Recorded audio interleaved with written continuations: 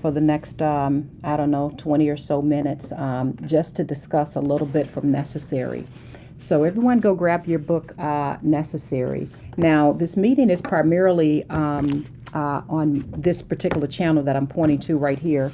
But I know that when I was live not too long ago, a number of you all did not have time to make sure you went and signed up on my YouTube, so that you can receive the notification. So I'm live on some of the platforms. I'm primarily focused on the YouTube platform. But go ahead and pull out your book, Necessary. And if you all have it, I want you to turn to chapter 3 really quickly. So you all grab your books really quickly and let me know if you're ready for our meeting. For those of you who are just joining, I was live earlier. I said that I was going to be primarily focusing in on YouTube. So if you already are there, you guys probably already received the notification. Let's have a conversation about chapter 3. So I want to know, first of all, from those who are joining the lives right now, who has already read through chapter 3? And let me know, if you read through chapter 3, what part in chapter 3 really helped you. Now, while you guys are getting your answers and things ready, I want to talk a little bit about the premise of chapter 3 from my book, Necessary. When I wrote through chapter 3, that was a stage in life when I was going through a tremendous amount. I'm sorry, I'm trying to grab some more of my books over here so I can sit it up. But that was a stage in life when I was going through a tremendous amount. And I thought, you ever been in a situation, you guys, where you felt like you can always figure out, what it is you're supposed to be doing? Where, you can pretty much figure out the answers because you've always had to been able to figure out, find a way to make it work. Well, this was a stage in life when everything I thought that I could possibly do to fix the situation, nothing was helping it. And in fact, it only grew worse. And I did not understand, and I'm praying that this helps someone, even if it just helps one person while we have this book discussion, because I think chapter 3 is very, very important from Necessary. Let me slow down. The premise of reading and starting with this chapter for this meeting is I want you all to be aware, just because you may be going through things in life, that does not always necessarily mean that you did something wrong or God is punishing you or something like that. That does not always mean that. We won't even get into the book of Job and talk about that. But I thought everything that I was doing, I was trying to help people come to know Christ. And, we were doing Bible studies with people, and I was always giving and trying to help other people. But I didn't understand, why was my marriage attacked? Can anyone relate to that? Why was my finances attacked? Why was my business attacked? Why was our health attacked? That was around the time my son was in the hospital, back and forth like you wouldn't believe. And then it seemed as if the more that I was, trying to pray and go to church and get marriage counseling, all those things that I was trying to do, it just seemed like not only was it not working, but it was getting worse. But I did know, this is really important for you all who may be able to relate to this. I really, really didn't understand. There's a process that gold goes through when it's being purified. I hope somebody's really picking up from this.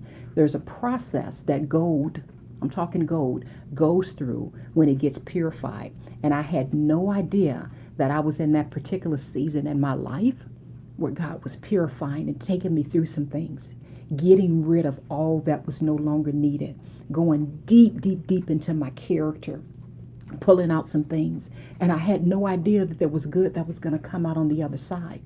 You all are witnessing that good, quote unquote, that good right now. So if there's anyone, and maybe there's just one or two people joining this quick book club meeting. For those who don't know me, my name is Zenja Glass. I'm the author of Necessary. And I'm just having a live book club meeting on the 11th at 11 a.m.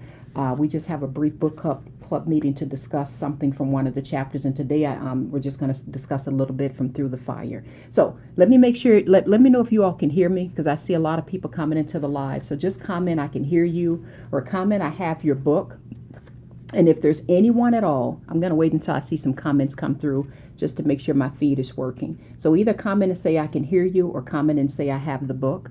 If there's anyone at all you guys think can use some encouragement right now, anyone at all, I highly, highly advise that you share this post with them right now, that you share this live, because what we're about to discuss right now really can be life-changing for someone. So make sure if there's anyone at all you all can think of, share this really quickly. In fact, while I'm talking, let me grab this link and let me share it myself. So those on my YouTube channel, you guys, you may see a pause for a second, but I'm not going anywhere. I'm going to share this link really quickly, so give me a quick second. I'm back, YouTube. You guys can see me now. So I just shared the link as well. So please share this link with other people. Someone says, bought your book, finished item, and absolutely loved it and highly recommend. Thank you, baby. Thank you, thank you, thank you.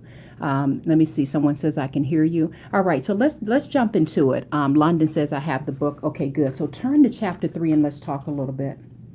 I think I'm going to skip past the affirmation. I've read the affirmation a number of times before, but I just want to go into the meat of the chapter. So bear with me a second while I explain the beginning of this chapter, why I talked about how gold is being purified. I was led to do a little bit of research on the purification of gold. I didn't know anything about how gold was purified, nor did I care, just to be honest. But I know that God led me to do some research on this when I was going through the midst of all of this fire. So I said many years ago, I conducted a brief study on how gold is purified. And the processes were fascinating.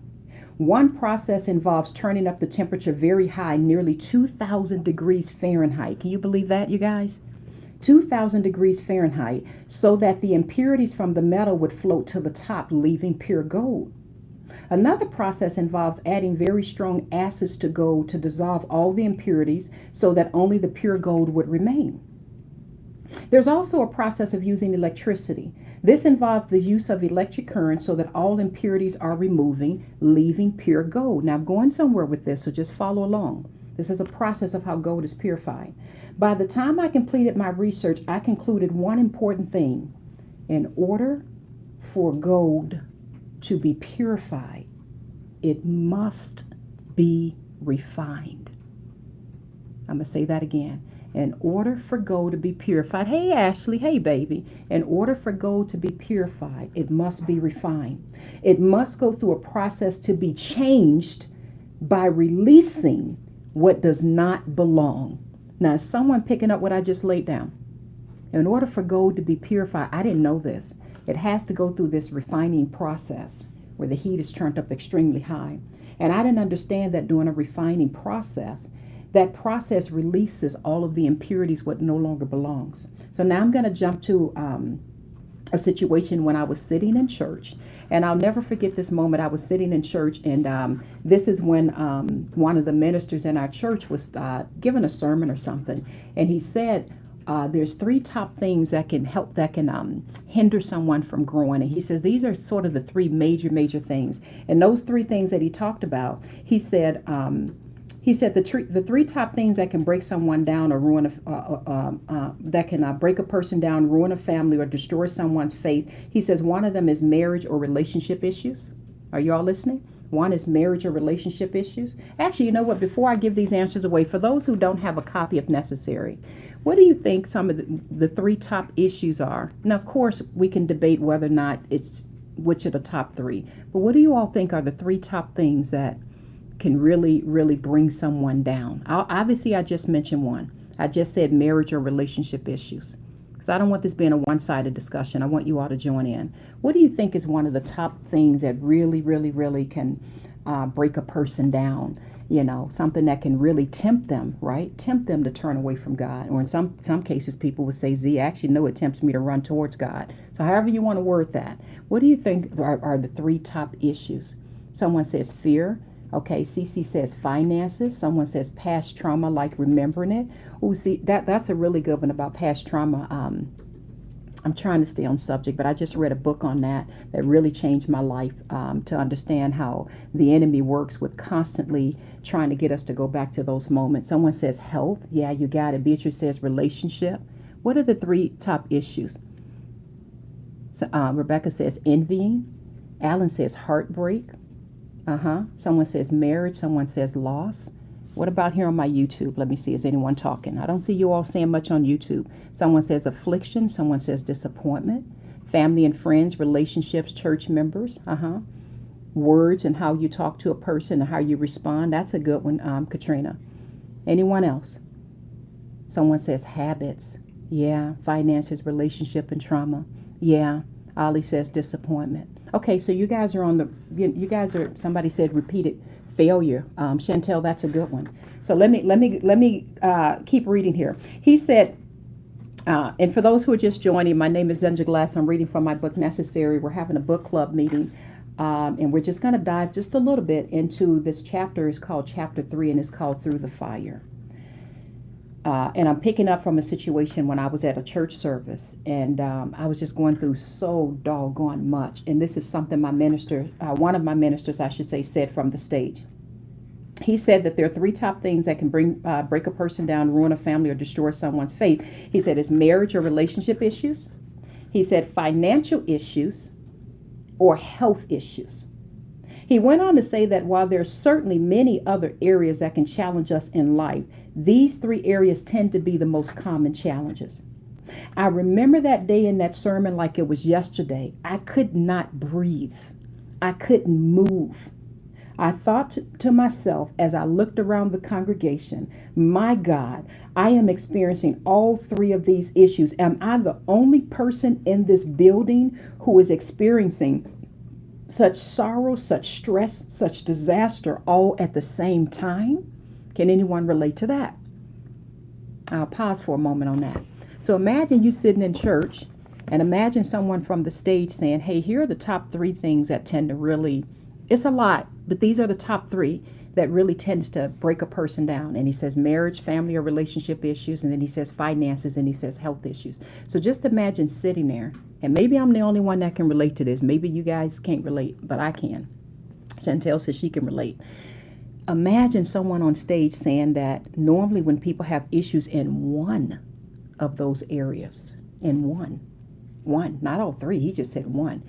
He says for many people, that's enough to bring them down. That's enough to break them. That's enough to try to begin to cause a rift between their relationship with God. So when I sat there and I heard him say that, and there I was, I see you with me, Chantel, and there I was, and I'm sitting there, and I said, oh my God, am I the only one experiencing all three at the same time? So now you see the position I was in. So let's turn on. So if you guys have necessary, turn to page 29. We don't have time to read through the whole chapter. I'm not going to do that. I'm going to be jumping around a little bit, but I'll just skip around. So I talked about, my marriage, and for those of you who have necessary, you already know quite a bit of what was going on, and all of the times I threatened to leave because of all of the things that was going on in my marriage. I'm going to skip past that a little bit. I go on to talk about the economy, how things were beginning to affect my business, and all of a sudden my finances just began to fall apart. And then I go on to talk about my child who had a chronic medical condition. I'm not sure if any of you all know anything about sickle cell, but he suffered with sickle cell his entire life. And he was in the hospital so much, it was rare that we would go almost, if we went a month without going to the hospital, that was like almost a miracle. But let alone if we went 2 weeks without him having a crisis or something, things were really, really starting to get worse. And I don't want to go into detail about it, but it was just a very, very, very difficult time in life. And then I go on to talk about how, I took him swimming, and we had to literally imagine rushing and leaving the swimming pool because the water was too cold. Again, I don't want to go much into sickle cell, but for those who know, you know that you got to be really careful with the temperatures you expose yourself to. And I talked about how someone says I'm a pharmacist in sickle cell anemia. Yes, baby, see, you get it. But anyway, without going through all of that, you can read through this chapter, and I go through some detailed situations where we had to literally rush him straight from the pool, and I was like running every light trying to get him to the hospital because he was in excruciating pain. So I'm going to kind of pick up from there. I'm on page 30 right now for those who have necessary. As I sat in church service that day, I remember thinking to myself, I don't know anyone who can relate to what I'm going through. I keep praying, but nothing's changing. No one understands how hard I'm trying to keep things together and how much I'm denying myself to take care of everyone else. Can anyone relate to that? Where you're denying yourself, you're going through a whole lot, right? And you're not taking care of yourself. So I said, no one understands how hard I'm trying to keep things together and how much I'm denying myself to take care of everyone else. I felt so drained, so misunderstood, so unloved, so uncared for, so tired, so exhausted. You know, I don't know if you have those days where you're just, or those years, in my case, it was years, where you're just done. I was just done. So I began to do what most people unknowingly do when life spins out of control. Now, this is where I want to spend the bulk of our time. For those who have through the fire, I want to spend the bulk of our time in this particular area. So listen carefully, you all. So I began to do what most people unknowingly do when life spins out of control. I began to embrace counterfeit gods. Now we're going to talk about what are counterfeit gods. Actually, let me ask you all that question, especially for those who may not have the book. What do you all think a counterfeit god is? Give me some ideas. Because when I was going through all of this, and mind you, I go to church every Sunday, read my Bible, praying, and all of that, right? But life was just getting extremely, extremely tough. And I began to embrace what I call counterfeit gods. What is that? Charlene says anything in place of God. Very good, Charlene. Give me some examples. You guys give me some examples. This is not a one-way conversation where you're just going to sit and listen to me do all the talking. We are having a family meeting right now because I consider you all family. So let's talk. What are some things that you all consider to be a counterfeit God? Ollie says Satan. Oh, I like Lux how you put it. Lux said a God that can't respond. Wow. That's deep. Someone says alcohol. La la la. I like that name. La la la says relationships. Chantel says a person, a habit. Who else? I don't see anyone on the Facebook responding. I see you all watching, but no one's responding. So you guys give some responses as well. Lux says shopping habits. Yeah, you can get consumed with that. What else is considered as a counterfeit God? Rebecca says idolizing a person. Come on, Rebecca. Yeah. A counterfeit God. Called by God says falsehood. What is your name? Biber says television programs. Yeah, that's called like a media addiction. Some people call that. Ali says strange women. So you guys get it. So I'm going to read on a little bit more. So I began to do what most people unknowingly do when life spins out of control. Now pay careful attention to the word unknowingly. Because counterfeit gods always, somebody said job, that's a good one too, baby, where you're overworking and working too much, because that's what I did as well, right? But pay attention to the word unknowingly. Unknowingly. The enemy is so, he's such, what is the word I want to use? A deceiver, that he's not going to make it extremely clear to you that you can be picking up or following a counterfeit god. He does it in such a subtle way. So be careful when you're going through things in life. What begins to get your attention, and what are some of the things you begin to do? Okay, so let's pick this up. So I began to do what most people unknowingly do when life spins out of control. I began to embrace counterfeit gods. Of course, I didn't know that's what I was doing at the time, right? I still went to church and read my Bible and prayed whenever I could muster up the strength to pray or cry out to God, but I needed an escape from what I could not control. I pray to God.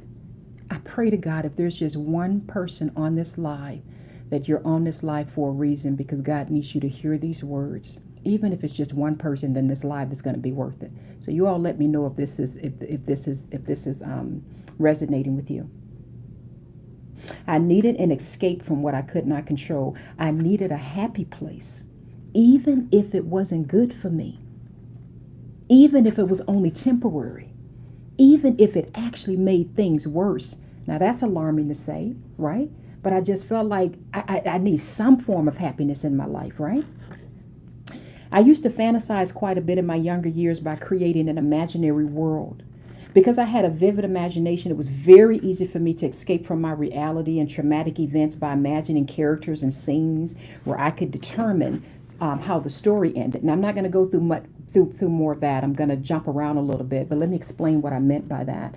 If any of you have ever experienced, especially stuff in your childhood, and I don't want to trigger anyone, so I won't go into detail because there's 2 chapters in my book I can't even write about, but many people are aware sometimes you create, it's almost like this fantasy land, this fantasy to escape from the trauma, or to escape from whatever you're going through.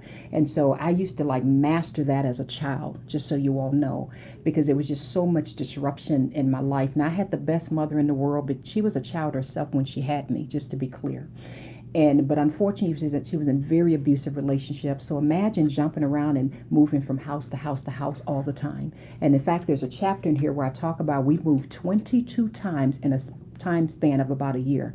22 times in 1 year.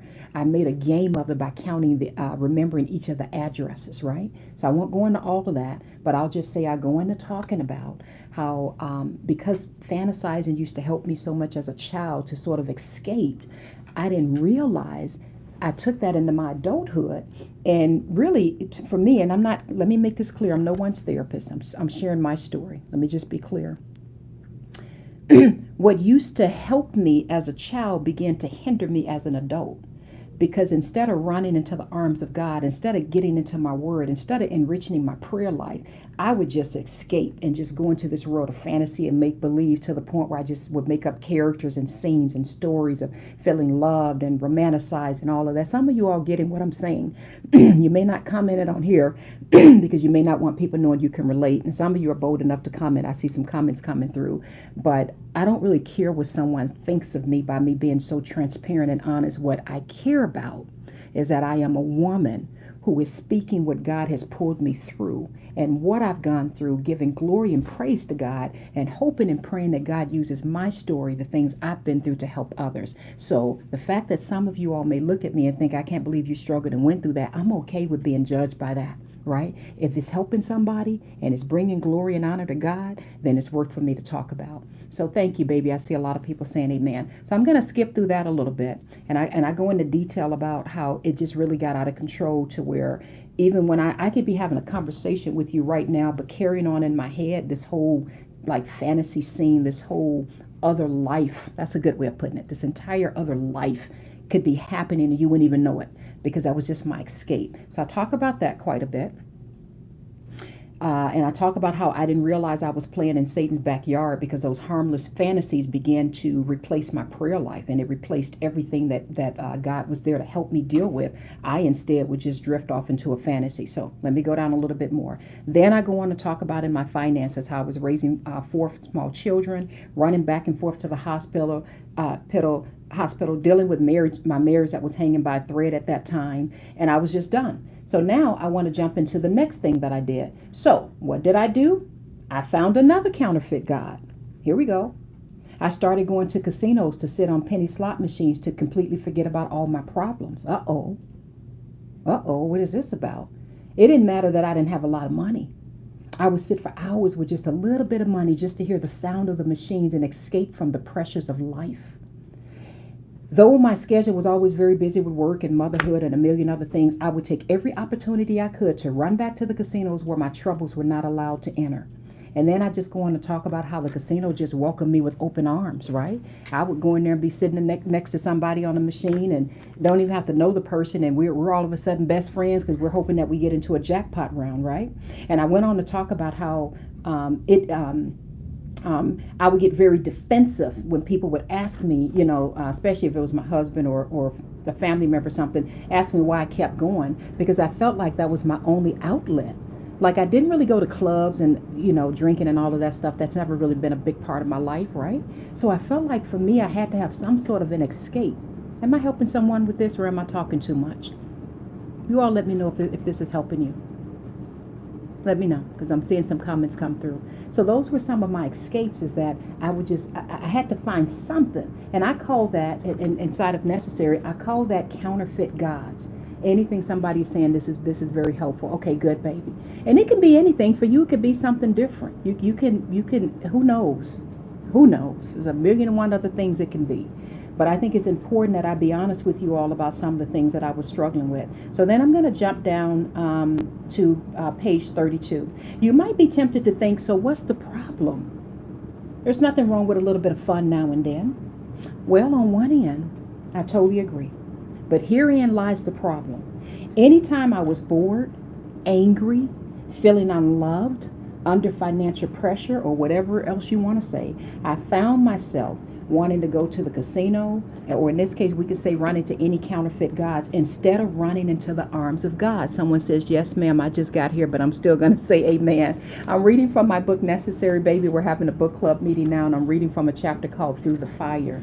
And I'm explaining how when I was going through one of the worst seasons in my life, how I did not know it, but I was starting to pick up counterfeit gods. Okay, I see some people responding online that they can relate to this.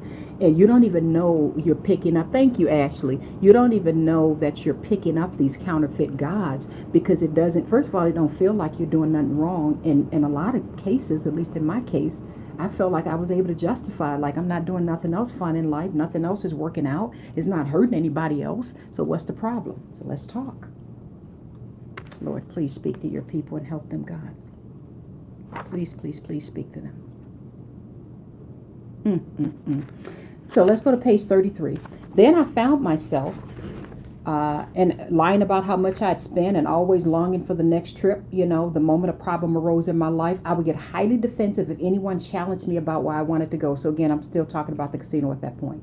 Now, here's the issue. But when I returned home, my reality was always there to greet me at the door. Someone says, I just bought the book. Thank you, baby. It's available on Amazon, and it's also on my website at unlockinggreatness.com. If you want to get an autographed copy, that is.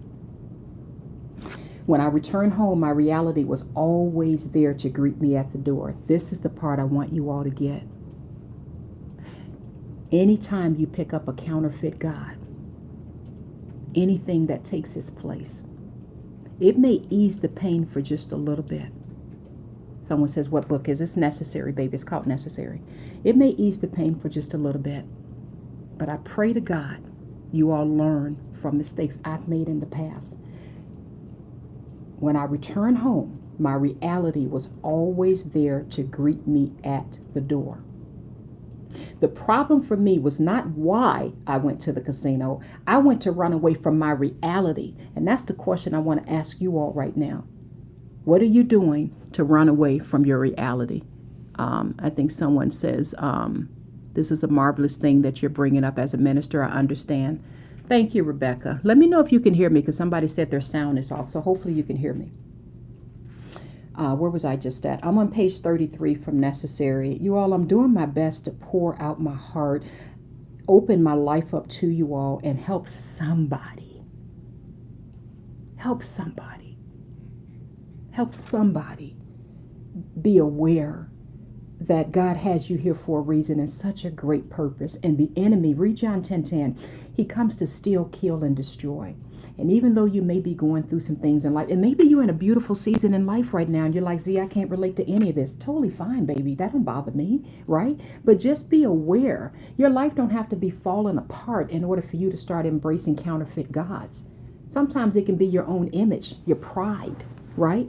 Vanity, conceit, right?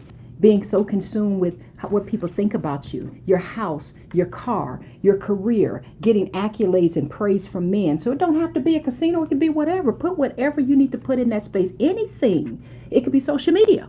Anything that's coming before sitting in the presence of God, increasing your prayer life, your word study, anything can be considered a counterfeit God. So let's keep reading. Let me read some of these comments. Someone says, looking at expensive houses and cars. This baby said, gee, I had no clue I had counterfeit God. I've been escaping for years. You may be the reason God had me doing this, baby. I scrolled through social media to run away. We talking now. We talking. Help me, God. Please, please, please help them. Just use me, whatever it is you want me to say. Whatever it is you want. My God. The problem for me was not why I went to the casino. I went to run away from my reality. I went to solve my financial woes. I went to flee from the pressure I was under. I went to find peace and happiness. I went to forget all the pains from my past. I ran to casinos as an escape because I was afraid of what the future held for me. Instead of laying my pain on the altar of God and seeking his divine guidance and help, I chose to numb it, even if only for a moment. Now listen very carefully, especially for those of you who got to get back to work. Just listen to this next paragraph before you go. When we are not filled with the knowledge and power of God, something else has to fill that void. I have to say that again. When we are not filled with the knowledge and power of God, something else has to fill that void, whether you are willing to recognize it or not, or say it or not. And there's a couple ministers on this live watching. You guys know I'm not a licensed minister. I just love God with all my heart, mind, body, and soul, and I soak in my word like you wouldn't believe, right? But I know there's some ministers that would back me up on this. Whether you realize it or not, you're filling that gap with something. It could be romance books. It could be whatever you want it to be. Someone says, I'm looking for a book for my college daughter. Baby, I would highly recommend you get it for. I just realized that I use social media to escape from my reality. That's a very common thing. So something has to fill those voids. Yet those counterfeit gods never, ever, ever, ever hold true to their promises. They always leave us feeling lonely, hopeless, and filled with anxiety and stress. Counterfeit gods always point us to alternative solutions, such as gambling and drugs, or pouring ourselves into our jobs, worship and relationships. Some of you all said that earlier, out of desperation or fear of rejection, right? Worship and relationships, the love of money, and so on. It could be anything. So you don't have to relate to the few examples that I just gave, and I just gave a few. It was more than that, right? But it's going to be something. God allowed me to reach a very low place in my life. I felt so powerless. I was ashamed of who I had become. Now listen to this. But you couldn't tell that from the outside. You couldn't tell that from the outside, just so you know. And some of you, you got that face on right now. That's the outside face. I won't even get into that. For those of you who are members of the Necessary Retreat, you already know what I'm talking about. You couldn't tell that from the outside. From the outside, I looked like I had it all together. A nice house, married, my own business, a master's degree, the works. But on the inside, I was filled with despair, loneliness, fear, worry, anxiety, stress, and feelings of being unloved. Let me park 1 second on this. By God's grace, especially now that God has blessed me to have a podcast, many of you all are members of the Unlocking Greatness podcast. I'm not going to wrap up soon, so if it goes over, it goes over. Because I just want to make sure that they get this. One of my team members let me know I need to wrap up because I was only supposed to have this meeting for about 30 minutes. What was I just saying? I just lost my train of thought just that quick. What did I just say? But on the inside, I was filled with loneliness, fear, and distress. Oh, by me having my podcast, I'm extremely fortunate to get thousands and thousands and thousands. It's not exaggeration, not an exaggeration at all. Thousands and thousands and thousands of messages a day, a week, and sometimes in a day. And what I notice from so many people is you may look at other people and things may look as if it's going well, whether they're rich or not, because there are people that follow my podcast that don't have a dime to their name, and there's definitely people that follow that have more money than they know what to do with. I'm here to tell you, every single person has this void that has to be filled. And just because things look good on the outside, baby, trust me when I say a whole lot of people, their lives are falling completely apart. Because I truly believe in my own personal conviction. And I'm not saying you got to run around and be a minister and all of this. But I believe when God is not the chief cornerstone, there's no way the building can remain, at least in my humble conviction. Let me just say it a different way. I believe God needs to be the chief cornerstone. Now, let me bounce back a second because I don't want to deviate. When I say God, because nowadays when you say God, that means everything to everybody. I'm talking about God, Yahweh. Jesus Christ, Yeshua, is my Lord and Savior. The Holy Bible is my guide. I know my Bible's got tape all over it, but that's because all my pages are like almost about to fall out. But anyway, you get my point? So I just want to be clear on who I am and who I serve so we're all on the same page here. He has to fill that gap. So let me just say that and move on. If you all are just joining me, I'm reading from Necessary, and we're not going to be able to get through the whole chapter. We're not even a third of the way through. But we've talked about all of the fires were being turned up in my life, and how I began to run to some of those counterfeit gods unknowingly. I didn't realize those were counterfeit gods I was running to. So I want to lovingly say to you all, whatever that you're holding on to that's taking the place of your prayer life, right? Could be watching a lot of television, whatever it is. Please be aware you're embracing a counterfeit God, and God is a jealous God. So I began to run to those counterfeit gods. So to make matters worse, in my pride and arrogance, I walked around as if everything were fine. I still had an image to keep up. And with the exception of opening up to a few people at my church, I didn't want anyone to think I wasn't strong enough or smart enough to survive and figure things out on my own. Now, I won't read too much more into that, but I just went on to say, but the fire was starting to get too hot. And this is what I mean when I say, you guys, that's why it's never good to compare yourself to others. It's never good to compare yourself to others. Because on the outside, if you saw me, you think, okay, she's got it together. She's got a nice house. She's married. She's running a business. She's got a master's degree. You get my point? She's got 4 beautiful children. You see what I'm saying? Everything looked good on the outside. And on the inside, you guys don't know I was up all night, worried and crying and stressed, feeling lonely in my marriage, feeling financially stressed, definitely fearful about what was going to happen with my son and all of that. You get my point? So that's why it's not good to compare. And the enemy does such a beautiful job when you're going through to make it look like everybody else is succeeding out here. And what about me? Someone says, I thought I was the only one whose Bible looked like that. Come on, Ebony. I had one person tell me a while ago that you need, anyway, I won't repeat nothing negative, but let's just say she wasn't happy that my Bible was like that. I said, baby, I got my tears is all through this Bible. And I'd be dang if I'm going to send it off to get repaired. I don't want no one's hand touching my Bible. But anyway, I'm glad someone can relate to me. So anyway, I go on to talk about, I'm going to have to jump around a little bit because we're not going to be able to finish this whole chapter, that I tried every single thing that I knew to do to turn my circumstances around. So just name something.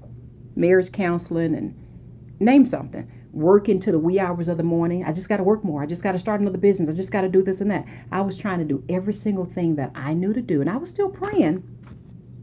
Still going to church, let me be clear, but nothing that I did worked. In fact, things started to get hotter. And then I go on to talk about how I couldn't even find friends that can relate to all of the pressures that I was experiencing at that time.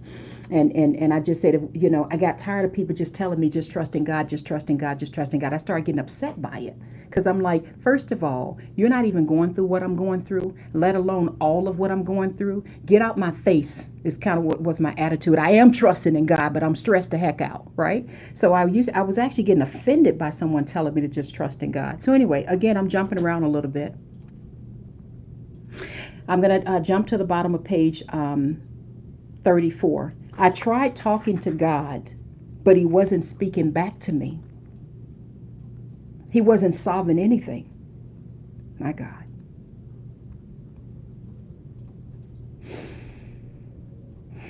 He wasn't moving fast enough. At least that's what I felt at the time. I would pray to him and cry out to him and feel good for a moment, but nothing significant happened after that. In fact, listen to this. This is going to really throw you. In fact, at times, things seemed to get worse. So I held on to my counterfeit gods because at least they made me feel happy. My God. At least they pretended to care. Now, I'm not going to leave you here. And don't get off of this live from that verse because there's more to it. But that's what I was feeling in the moment. That I'm praying, but I don't hear nothing. Like, does he even care? And this is really what kind of helped birth that chapter 1. If you guys have not read chapter 1 called A Letter to the Enemy, that's a beautiful, strong chapter. Everyone that's bought my book has said that chapter's helped them so much because that was a moment when I finally realized, oh my goodness, all this time the enemy's been lying to me, making me feel I'm not worthy and God doesn't love me and I'm being punished and this and that. And then I realized all that time God was giving me a beautiful, open invitation to sit in his presence and to listen to him. All that time he was trying to whisper to me. He was whispering, but I didn't know because I was so busy trying to put the fires out. I just didn't know that what I thought the enemy had control in my life. And you can read chapter 1 to learn more about that. That chapter is called A Letter to the Enemy. I thought the enemy could show up in my life and do whatever he wanted to do. But then I began to realize, wait a minute, the enemy is actually limited. He's very limited. He doesn't get to show up and do whatever he wants to do in my life. He doesn't. And this is not punishment. This is an open invitation from God to just sit in his presence and sit with him. But then I would get upset because I'm like, I'm sitting, but I don't hear nothing. Now, am I speaking to myself or can someone relate to me so far? I'm going to be on this live another maybe 10 minutes and I've got to close it out. Is someone relating to this? Luxury says woo. Okay, good. Ollie says people always tell me to move on. Chantel says, yes, that's true. I want to know if I'm speaking to myself, because if I'm speaking to myself, I can just close the live out. If you feel like it's not helping you, someone says I can relate, someone says yes, someone says I can relate, someone says I needed this. Okay, good. So I must be speaking to the right group of people. So we're reading through Necessary. We're in a chapter called Through the Fire. It's impossible for us to finish this today. I was only supposed to be live for 30 minutes, and I've already gone over on my time. For those of you who don't have Necessary, make sure you go to Amazon and get a copy, or if you want an autograph copy, go directly to my site at unlockinggreatness.com, and right there on the homepage, you'll see a link to get an autograph copy. Or, you may just want to get the audiobook, which is exclusively on my site, by the way. Okay, where was I at? My God, my God, my God. Okay, so I can't leave you on that note, because that was a hard note that I left off. So I was talking about I was praying, but I said, but things began to get worse. Isn't that interesting? So I held on to my counterfeit gods, because at least they made me feel happy. At least they pretended to care. But there's a big old but. Big old but. But as with all alternative counterfeit gods, running to them only made matters worse. The more I escaped to temporary pleasures, the greater my problems intensified. Soon, I began chasing the money that I had lost in the casinos. And to no surprise, that created even more issues in my household. And the one thing I thought was completely harmless, and I'm talking about when I was fantasizing, like escaping mentally, just escaping away from all of it. The one thing that I thought was completely harmless began to take the place of my prayer life, because it became easier for me to fantasize about the life I wanted than to accept my reality and begin to do the real work that was needed for my refinement. I want to take just a tiny, tiny break right there and talk about, you all, that's why, by God's grace, I put together the Necessary Retreat. The Necessary Retreat is based on my book, Necessary. If you go to my site at unlockinggreatness.com, and there's many people on this live right now that's a part of it. But that whole retreat, that whole 12-week retreat is all about walking through this process, getting refined, rediscovering who I am. Who am I really? What is my purpose? Why am I even here? What do I need to let go of? How do I climb to higher levels? How do I prepare for new territory you're giving me, God? How do I walk in mastery? That's what that entire Necessary Retreat is all about, and it was birthed from all of this. So anyway, and you all are more than welcome to join, by the way. But I began to do the real work that was needed for my refinement. I could no longer keep up with the image that I worked so hard to protect, because the fires began to spread into my workplace and into just about every area of my life. I'm gonna have to skip around. But I talked about how just as gold has to go through its final stage in the melting process. Now, for those of you who are just joining me, I know I'm talking a little fast now because I've got to close out this live. But in the beginning of the chapter, I talked about how God led me to start researching how gold is purified. I had no interest in that subject matter whatsoever, just to be clear. But for some reason, God led me on that journey to study how is gold purified and what happens. And I didn't realize such a process gold has to go through in order to be refined. I didn't realize all of the impurities that had to be taken out. So that's what I'm referring to when I'm talking about this part. So just as I thought the blazing furnace couldn't possibly get any hotter, as purifying gold enters its final stage of the melting process, then I go on to talk about how my mother's health began to decline. Hang on a second here, you guys. Sorry, my live froze for a moment.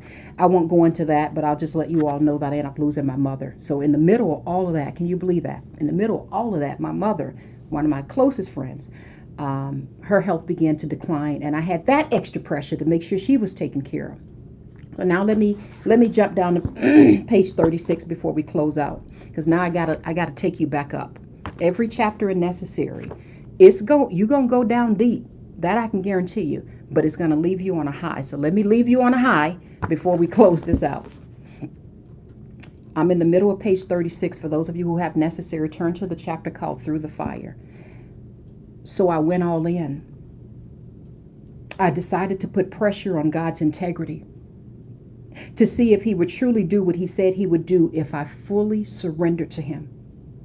I started attending a weekly Bible study session that focused heavily on teaching me how to sit and listen to the Holy Spirit. Now, You can read a little bit more about this, but the premise behind that is a lady invited me to a Bible study group. I was already going to church and I knew this lady, but she invited me to this group. And the whole premise of this group is she was teaching us the importance of sitting still and listening to what God is trying to say. And the very first time I went, I told her I wasn't going to come back again. Now, I talk about that later in my book. You can read it later. But I said, I'm not coming back because I said, these women are too weak for me. And I thought that they were very weak because with all of the fires that was going on in life, and I want to say this with the most love and respect, so you guys don't take this the wrong way, but I felt like I don't have time to sit still and try to listen to someone I can't hear, meaning the Holy Spirit, when I've got all these fires going on in life. And to me, that seemed very passive. So I told her after our first meeting, these women are way too weak for me. I can't. Now, she's one of my best friends now to this day, so she laughs about it now. But I said, they're too weak. I said, if you think for one moment that, I hope that this live is still going. I said, if you think for one moment that's the answer to my situation to sit still, I said, they can't relate to what I'm going through. So I was wrong. I didn't realize that those women were going through so much. Man, I thought I had a lot on my plate. There's some of the mess they was dealing with, but I didn't understand the power that comes from sitting still in the presence of God. Now, I know I'm throwing a lot at you all because I got to close out this book discussion. There's a chapter in Necessary called The Secret Place, and I go into greater detail about that whole process I went through because I didn't know. I was never trained. Nobody ever, even though I was in church my whole life, my whole family is ministers, by the way, like my grandpa, my mom, just about everybody. I never, that I can recall, was ever taught about sitting still. Like I knew to pray, but normally after you pray, what do? You get up and you just move on with life. So I didn't understand that my words are supposed to be few in the presence of God, that I'm supposed to sit and listen. No one taught me that. So anyway, again, I'm rushing, but that's what I was going into inside of this book. So I talked about, I started attending a weekly Bible study lesson that focused heavily on teaching me how to sit still and listen to the Holy Spirit. And then I just going to talk about some of the lessons that I learned. I'm going to jump around just a little bit for the sake of time. But I learned 1 Peter 5:8. I learned that Satan is a deceiver. He's an accuser. I learned in Colossians 2:23, and again, I'm jumping around, that there's tremendous power that lives inside of me. I learned in Galatians 3:26 who I am in the sight of God. I learned in 1 Corinthians 10:13 that I had the power to stand in the midst of great trials. I totally forgot, at least I didn't know. Hang on a second here. Totally forgot that the Holy Spirit gives wisdom and guidance, and that's John 14:26. So there was a lot of things I learned. I learned how deceptive, Satan is, as Revelations 12:9. These are just things I didn't know. So I began to spend a few minutes sitting in my closet every night to simply pour out my heart to God. Within a few weeks, those minutes turned to hours. Now, for those of you who know me, I spent a lot of time sitting in my closet, just me and God. Within a few weeks, those minutes turned into hours. And much of that time was simply sitting silently in his presence. Most of the time, I was too weak and too exhausted to pray. So I just sat in his presence and listened. To be completely transparent, the vast majority of the time, I heard nothing at all. So I just sat. Then little by little, this will be the last part I read you guys. I wish I could finish all this up, but there's a couple pages left and I can't get through it all. Then little by little, God began to reveal hidden secrets to me. I soon replaced fruitless arguments with Bible study. I started praying instead of fantasizing, meditating on biblical passages instead of running to counterfeit gods, playing gospel music and spiritual songs throughout my day instead of allowing my mind to play negative narratives, controlling my tongue and remembering scriptures about God's faithfulness and his protection. His protection instead of always feeling the need to defend my character, and fighting in the spirit to get my strength and joy and peace from God instead of making the casino my primary option for happiness. Strange things began to happen in my life as I repented and let go of some of my counterfeit, and let go, not of some, let me correct that. Strange things began to happen in my life as I repented and let go of my counterfeit gods and instead align my life with the Word of God. I began to experience a level of peace that I could not explain. It didn't make sense for me to feel peace when my circumstances hadn't changed that much. I wish I had some time to sit just on that one point with you guys. Honestly, God, I wish I did. Because Oh my goodness, I don't have time to go into this. For those of you who are members of the Necessary Retreat, you guys know we talk about this quite a bit. I always thought the outside circumstances had to change first. Thank you for the roses, baby. I always thought the outside circumstances had to change in order for me to have the inward peace, or even to feel prosperous, or even to feel happy. I thought, well, no, the outside got to change, and then I can be. I had it completely backwards. And I teach this a lot inside of my mentorship program. I had it completely backwards. I completely thought that as the outside first needs to change, then the inside. And I didn't know it was the other way around. So that's something that I learned. Let me pick up where I left off. It didn't make sense for me to feel peace when my circumstances hadn't changed that much. It was a peace that surpassed all understanding. That's Philippians 4:6-7. Because instead of focusing on what was wrong in my life, God kept me occupied with gladness of heart. And that's Ephesians 5:20. Not only did God begin to fill me with inner peace, He began to change the way I viewed my life. It's taken everything in me not to start talking about the importance of your perception. For those of you who are members of the Necessary Retreat, you guys already know. The first 3 weeks in that retreat is all about perception. All about perception, the way you see your life. But anyway, He began to change the way I viewed my life. And even better than that, God had the audacity to begin to change my life. Little did I know the hand of God was always masterfully at work, standing with me in the fire, refining me, chipping away at my pride and arrogance, building my testimony, molding my character, teaching me perseverance, planting empathy and compassion in my heart for others, and purifying me to come forth as pure gold so that I could give hope to the brokenhearted and encourage others to stand in the blazing fires. I wish to God I had time to go on and read so much more into this, because then I go on to talk about, oh my goodness, God give me wisdom, because I know I got to go. I've already gone way over on my time. I go on in to talk about how God began to speak to me and give me secret wisdom, and how He spoke to me and showed me that I was meant to speak to the nations. And He gave me a vision of like headphones and like podcasting. I didn't know nothing about social media, didn't care about social media, didn't even follow podcasts. And if I can be very transparent, to this day, don't even follow podcasts. If I can be very transparent with you, didn't know nothing about it, didn't care about it. And God began to show me, I need you now to go forth and deliver this message to the nations. And I'm like, first of all, I'm still trying to figure me out. Second of all, I'm a broken vessel. Third of all, I don't even like social media. But when you sit in the presence of God, oh my goodness, I'm feeling it. When you sit in His presence, calm yourself down. And sometimes, unfortunately, you guys, God got to get you low enough to be able to do that. I didn't know it. I want to be clear. I thought I was being punished. Thought life was just, what the heck is going on? How can this happen when I already love God and I'm going to church and trying to treat people right? So it may make no sense whatsoever when you're going through it. Thank you for the hearts, baby.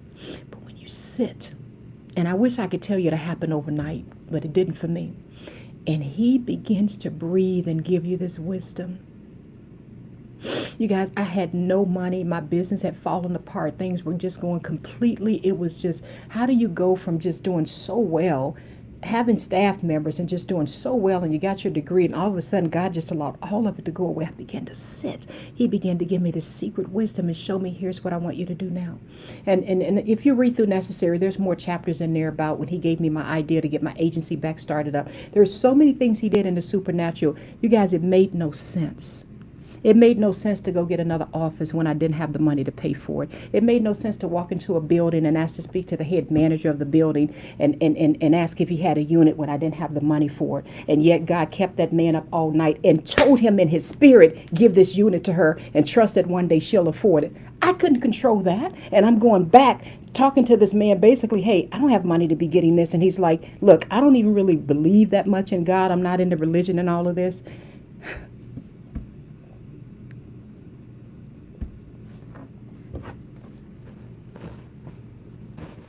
I'm going to have to end this live. This is years ago this happened, you guys. God knows I'm not lying. Oh, God is so good.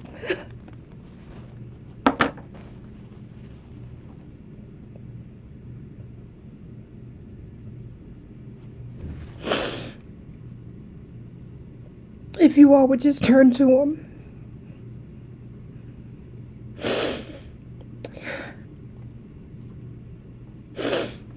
He's such a rewarder, such a way maker. I'm not going to go into detail. For those of you who follow my podcast, you already know the stories. If you've read Necessary, you already know. Oh, my goodness. I'm trying not to get emotional with this. But to be in such a position where you just surrendered and you go before him and he has you doing things that makes no sense, not only to anybody else, but don't make any sense to you. And I remember when I walked in that building and that man said, I said, I really don't have the money for this. I only have a couple $100, something I can afford. He said, I'm not even into religion. This is true. I'm not even into God and none of that. This is what the man told me the next day. He said, but I'm giving you the keys to this suite over here. I go, well, that suite has a receptionist room and a kitchen area and several offices, a lobby. Like, which room inside that suite? I can't afford that. He says, look, I don't know what the deal is. Something was keeping me up all night and telling me I need to give this to you. And I started praising God, and the guy's like, look, I'm really not into religion and God like that, but I don't know what this is about, but here's the keys, take it. As God is my witness, I'm not making this up. That's just one tiny example. I can't go into more. I could keep you guys on this live the next 3 hours.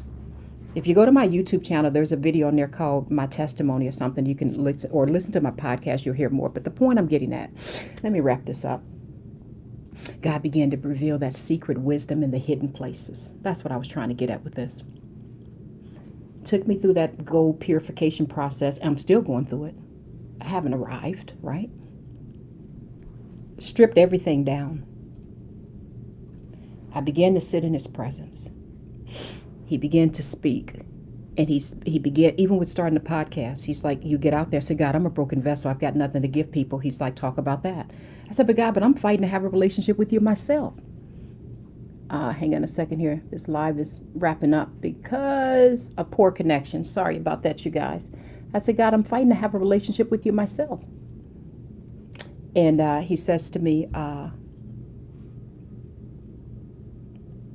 talk about that. Hang on a second, you guys. Either the enemy don't want this being heard or everything's all of a sudden closing down. But I just want you guys to be aware this page just froze. It says pause due to poor connection. So let me see, can I do what one of my team members showed me to do? You guys got to bear with me and I'll try my best. I guess it's not going to let me do it because I'm live. Anyway, you guys can finish watching the rest of it on my YouTube channel if I've lost you. But the whole point is that I didn't feel qualified in any way to be able to do what God was calling me to do, but I stepped out there and did it, and God began to blow on it. So the whole point of that chapter we just read, let me close this out. I just read from Necessary. This chapter is called Through the Fire. The whole point in this is if God has taken you through that process, let him do his good work in you. Sit in his presence and let him guide you. There's so much more I want to say. I hope you all have enjoyed this book club meeting. It was supposed to last for 30 minutes and it's gone over an hour. So I was supposed to have been off of this. But if you, sorry about that. If you guys can't hear me, it says pause due to poor connection. Sorry about that. But if you do not have a copy of Necessary, just make sure you go to Amazon and grab a copy. In my personal opinion, I think everyone needs to be able to get a copy of this. So if there's family members, friends, holiday gifts or whatever, get a copy of Necessary so that they can read it and be encouraged. You never know what people are going through. I've given this to just about everybody, from my dentist to name somebody, to the lady at the post office. I pretty much give it away to everybody. So go to Amazon, you can get a copy. And if you want an autographed copy, you can go directly to unlockinggreatness.com and get an autographed copy. Or you can get the audiobook directly at unlockinggreatness.com. And lastly, I do want to end by saying I strongly welcome and encourage you all, go on a retreat. Go on a retreat. I have a retreat called the Necessary Retreat. It's a 12-week program based on this book. So many people on this live now are already going through it or have been through it. Some of them have been through it several times and they say they're not leaving, they're not going nowhere. But it really is life-changing. And I welcome you all. I would love to get a chance to meet you all and get to know you more on a Zoom call and be a part of our workshops that we have inside of the Necessary Retreat. But I welcome you to go to unlockinggreatness.com and join the Necessary Retreat so I can get a chance to meet you. Let me see some last messages in here, and you all let me know, is there a meeting today in the retreat? No, our next meeting, Tasha, is it Monday? Monday at 12 p.m. Central Standard Time, we all are meeting together. And that's only for the retreat members, people that are part of the Unlocking Greatness community. So our next meeting is Monday. We just met last week, but that was for the entrepreneurs when we met on last week, Wednesday. Hang on a second, you guys, my live ended because I lost connection. But our next meeting for all of members who are members of the retreat, our next meeting is going to be this coming Monday. And you know what I may do? I'm glad you just brought that up. Maybe what we'll do, let's pick up from where I left off in here and talk about this when we have our private meeting on Monday with everybody that's members of the retreat. So just remind me of that when we're on our Zoom call, when you see me, for me to talk about this inside of the retreat when we have our meeting. All right. I pray this has helped you all. Growing Grace says, do you do one-on-one calls? I do limited one-on-one calls. The reason I don't put that out there is I don't want my schedule being completely packed. So very few people know that I even do any form of one-to-one. It's very, very limited. I strongly encourage getting into the group sessions that we have. But if you go to unlockinggreatness.com, on the contact us page, there's a button there that you can push that says that you're interested in having a meeting with me. So you can just go there and fill that out, and we'll get something set up. Let me see if there's anything here. Did this help you all? That's what I want to know before I close this out. Did this help you? Someone is saying thank you. New here, God is faithful, so I'll be back. So glad, baby. Someone has said, sitting in his presence, God bless you. Ms. Basket says, yes, this helped you. Lauren says this helped. All right, I love you all. I know my battery is literally at like a 2%, so it's about to close out. But I'm so glad that this has helped you all. If you do not have a copy of Necessary, so here's what I'm asking. You all go to Amazon and get a copy of it, or go to unlockinggreatness.com and get the autographed copy of Necessary, and find somebody. There's got to be someone you may know to give it as a gift. It is my hope and prayer that God spread this. I pray every day. I say, God, spread your word, your Holy Bible. And I says, and if it is your will, because he definitely wrote this book through me, spread your book Necessary through. Well, let me rephrase that. God's already put it in my heart. Necessary is going to be spread all the way around the world. All over the world. So my only ask is help me to spread it around the world. If there's anyone at all you know of, I know somebody just bought a whole batch of these the other day, and thank you, by the way, whoever bought that big order. But if there's anyone, church members, maybe you want to get it for every person in your family, or some of you all are in group homes, and I've noticed some of you all at some of the counseling centers have bought it for all of your clients. So thank you as well for those large orders. But if there's anyone at all you all know that can benefit, my only ask is get it right away, and be able to get it to them as a gift so that they can get the help that they need. But I love you all. This has been a wonderful book club meeting. I went way over on my time, and my team is sitting here letting me know I've got to get off of this line. Someone says, thank you. God bless you. You're welcome, baby. Sharon says, I have a copy. Inspiring. Wonderful, wonderful, wonderful. All right. Love you all. You guys got me crying. I got to go get some lunch and wrap up this meeting. So I'll see you guys again. So on the 11th of the month at 11 a.m., we'll have the next book club meeting. It's going to be more organized than it is now. I'm going to be primarily on my YouTube channel. So if you all haven't subscribed to my YouTube, make sure you go to my YouTube, which is Unlocking Greatness with Zenja Glass, and subscribe and hit the notification there, because eventually what I want to do is primarily just go live on my YouTube, so that I'm not distracted and I can just focus on one platform when I'm live. But I love you all, and I'll see you all soon. Love you all. And for those of you who all are joining the Necessary Retreat, yes, it is open right now. You can go there and sign up, and I'll be talking to you. For everyone that wants to become a member, I definitely will be have an opportunity to meet you in person. Well, meet you on a Zoom call and talk to you. All right. Love you all. Love you. Bye-bye.